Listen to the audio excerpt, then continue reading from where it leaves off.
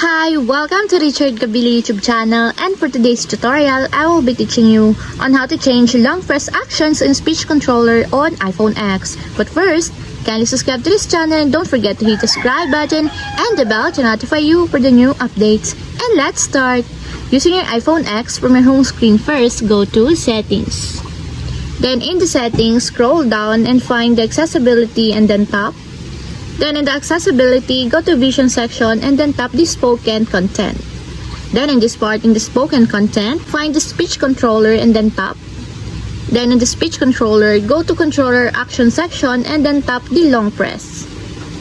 Then in this part, in the Long Press, we want to change your actions to none. Just tap the none until there's a check mark on the side. And if we want to change it back to the default actions, just tap the Read All Content, just like this. And that's it, we have successfully changed long press actions in speech controller on iPhone X. If you have a question, kindly comment down below and don't forget to hit the subscribe button and the bell to notify you for the new updates.